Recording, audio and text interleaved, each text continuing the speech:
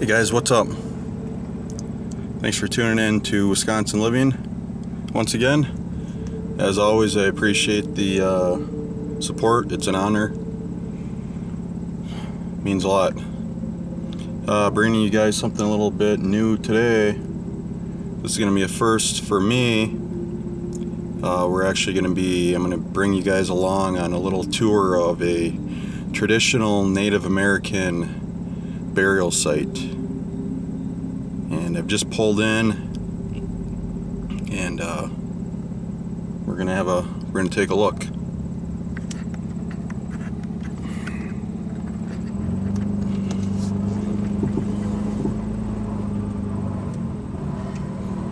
So I'm gonna find somewhere to park.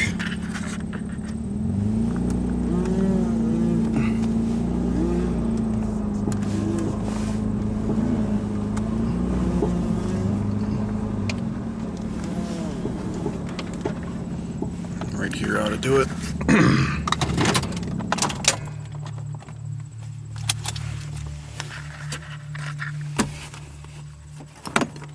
So this is my first time actually visiting this burial ground. So it's going to be a first for all of us. Should be interesting.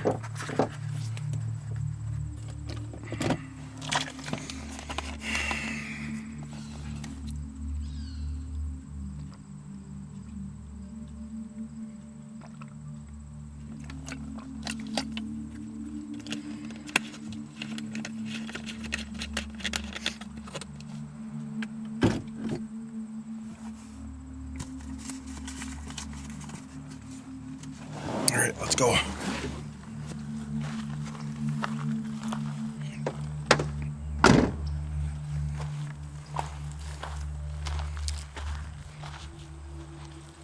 So I'm going to give you a little overview of what I'm looking at here.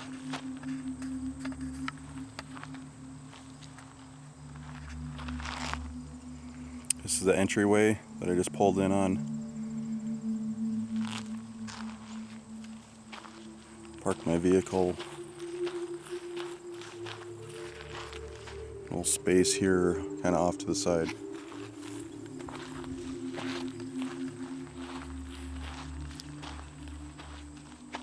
So this is a traditional Native American burial site.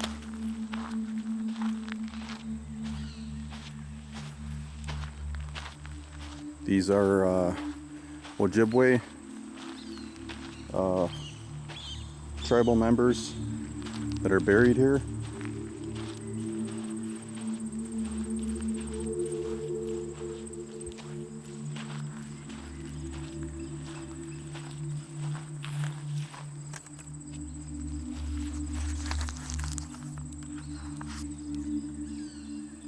Some of these sites are extremely old.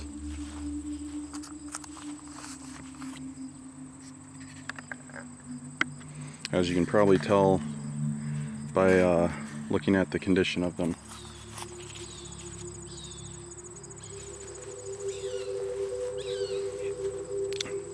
The Ojibwe people bury their dead by placing them in the earth, covered by a spirit house. That's what we're seeing right here. These are spirit houses.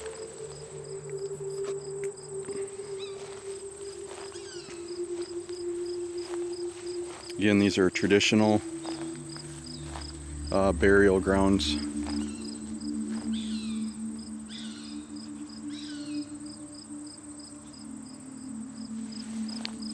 These small houses are a little bit larger than the actual grave itself.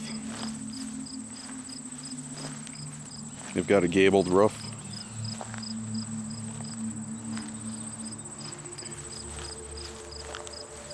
Some families put grave markers, tombstones, at the head and the foot of the spirit house. Some don't. It's sort of a personal preference of the deceased and or their family.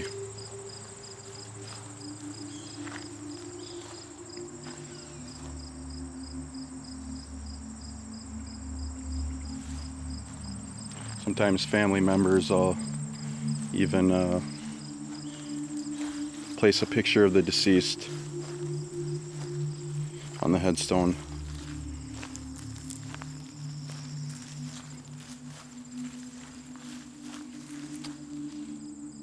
All of these spirit houses here, I'm not seeing names on them. Here's a couple here where the home perhaps deteriorated, and rather than build a new one, they just outlined the site with birch bark. I'm not entirely sure.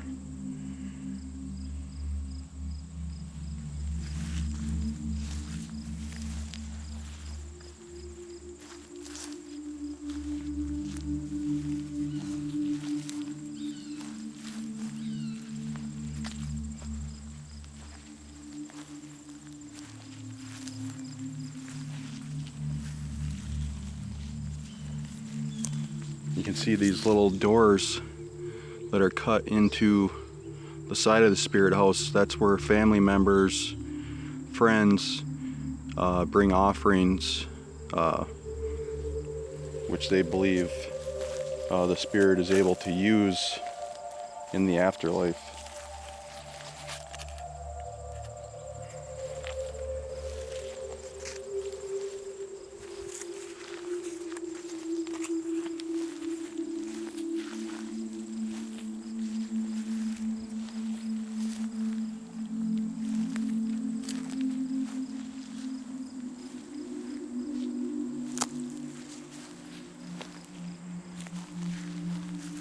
There's actually a headstone here.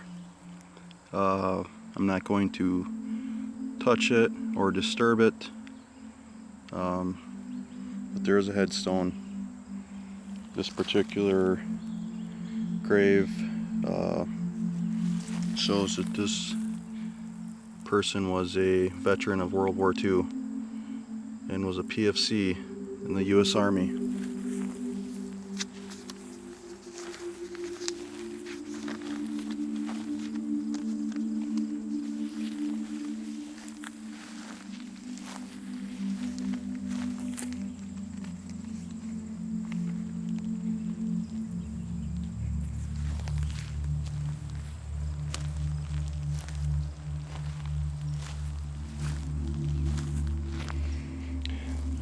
The site, the cemetery site, is literally cut into probably a not much more than an acre piece of property, land. I shouldn't say property.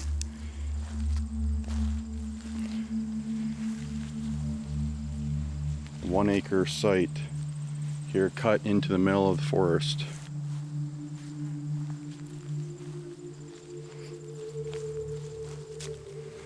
There's a little path here.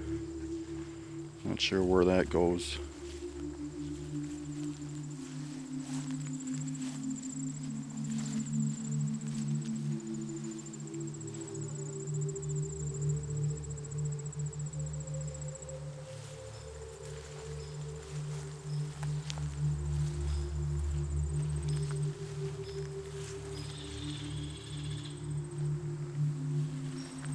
You can hear the birds chirping in the background.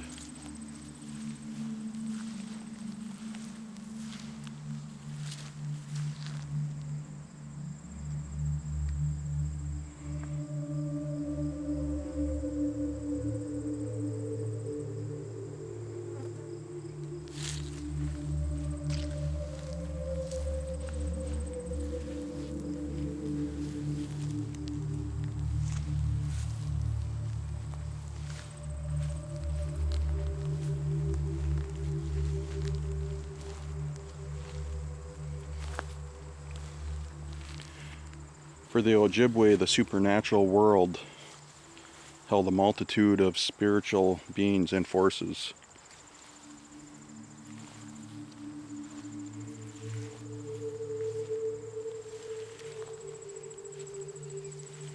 Some of these beings and forces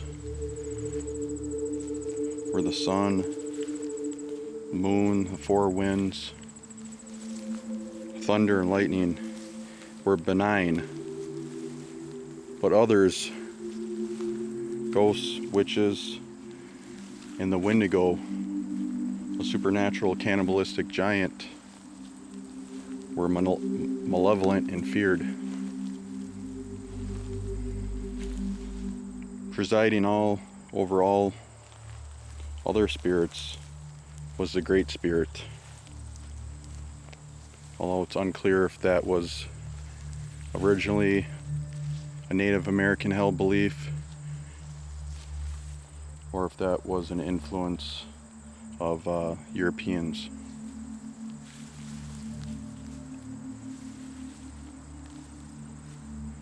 The Ojibwe religion was very much an individual affair and centered on the belief in power received from spirits during dreams and visions. For this reason, dreams and visions were accorded great significance, and much effort was given to their interpretation.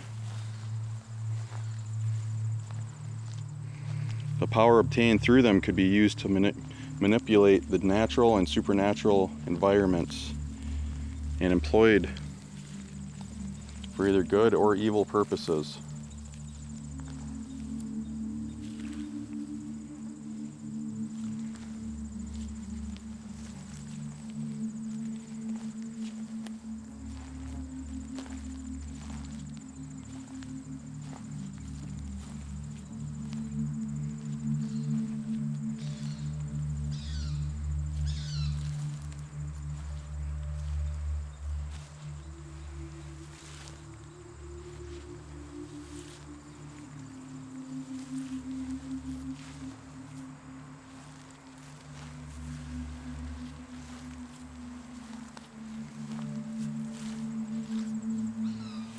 According to traditional Ojibwe beliefs, after the body dies, the individual spirit spends 4 days walking westward to the place where the soul dwells after death.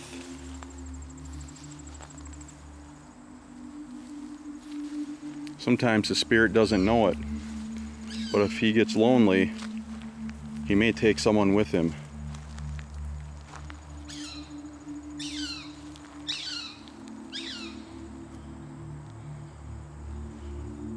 And for that reason, small children and babies are particularly vulnerable. This is the origin of the Ojibwe practice of smudging charcoal on the foreheads of infants and children before bedtime. They believe that the charcoal protects the children from those wandering spirits. It's believed when the spirit sees the charcoal, the face is blurred and he can't see who it is.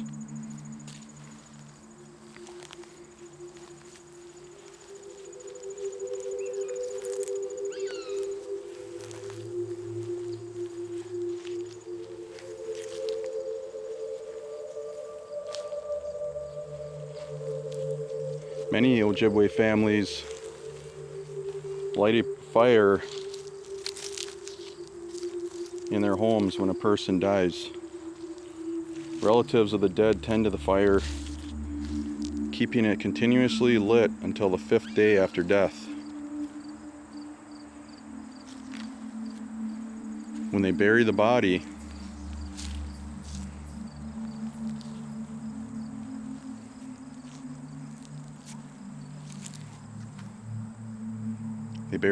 after the 5th day,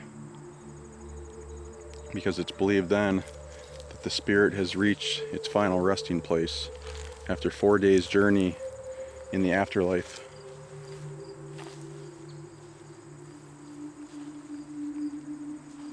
During those 4 nights, the family offers food to the spirit. They also offer tobacco, one of the 4 sacred medicines Ojibwe traditionally use.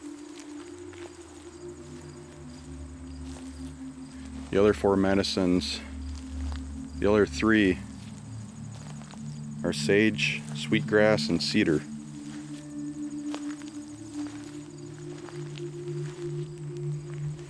They place birch bark matches inside the casket with the body so that the spirit can use the matches to make fires along its journey to the other world. The land is called the land of everlasting happiness.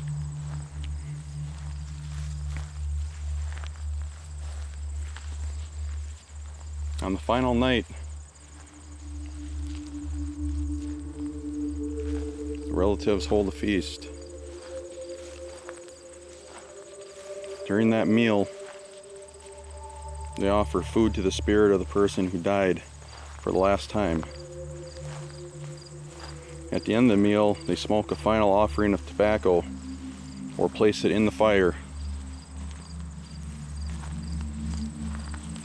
And then the Native American that's presiding over the service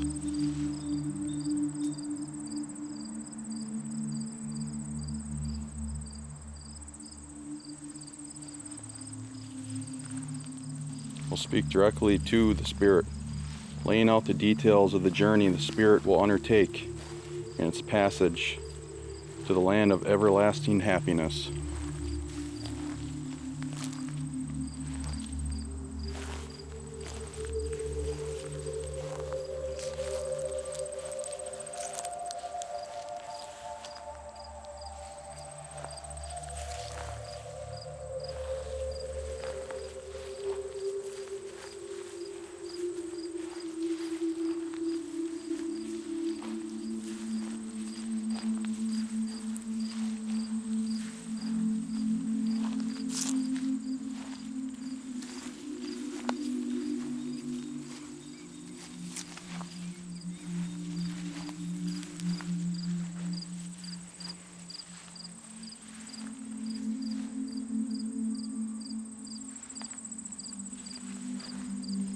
The Ojibwe tradition is really focused on living well in this world. Not that they don't have a sense of the afterlife. It's just that's not the point of the tradition.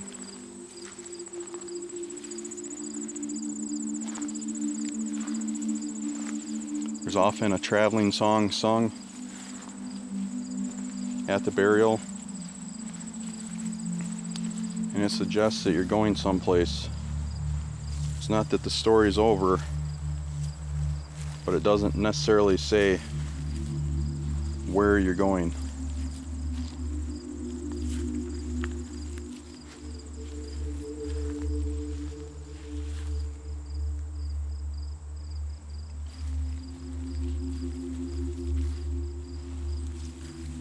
And just like mainstream religions, there's regional variations in the core beliefs.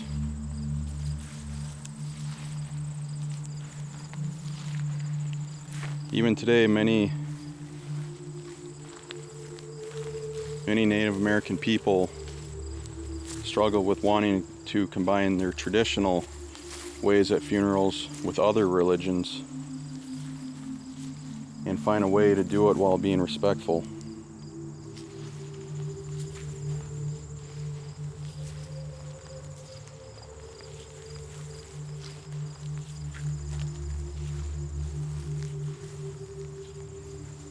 Spiritual leaders know how far the line is before giving offense to Ojibwe spirits.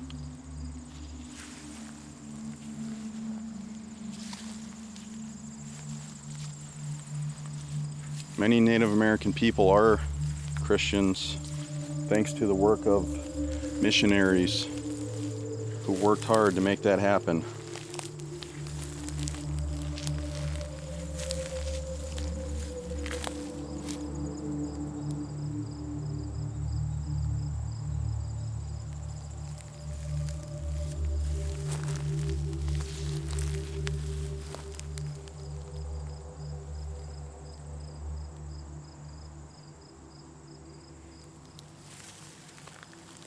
There's a controversial belief among some Ojibwe that spirits who died practicing a religion other than the traditional Ojibwe faith remain in limbo. Those people believe that the spirits of those don't go anywhere. If the spirit stays at their home, sometimes there are ceremonies which will correct that, should that be the case.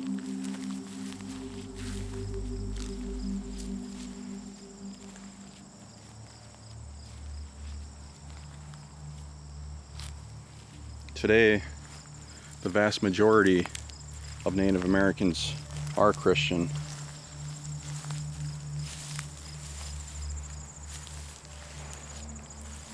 Illustrating another example of Native Americans losing their traditional ways, way of life, beliefs, and practices.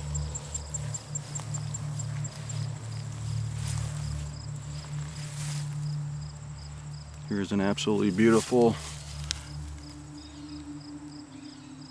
handcrafted grave marker.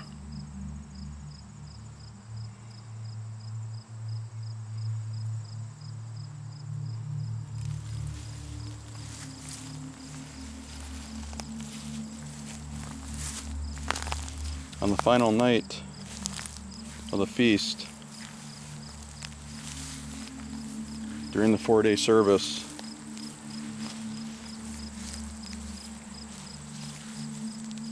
it's believed that spirits share that meal with their relatives. Some Native Americans believe that the northern lights represent the Native American people, Native American spirits that have passed on.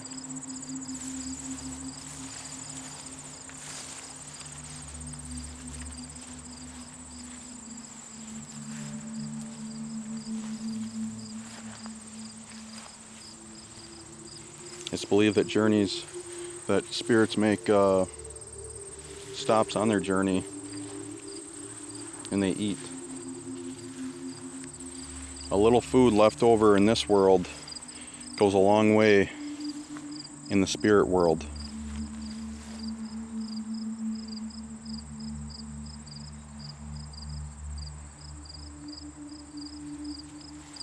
The spirit stops at 4 points and makes fires along the journey.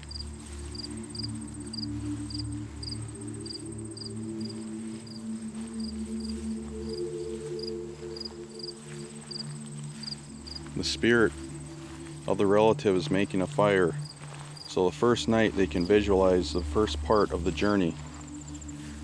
On the 4th night they make their fire, the spirit has arrived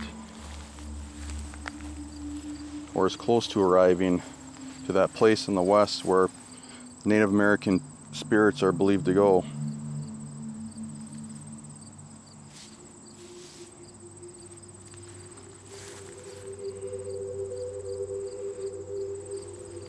It's believed that there's a path that Native Americans take, and when they go down that path, there's the footprints of moccasins from people who have gone on before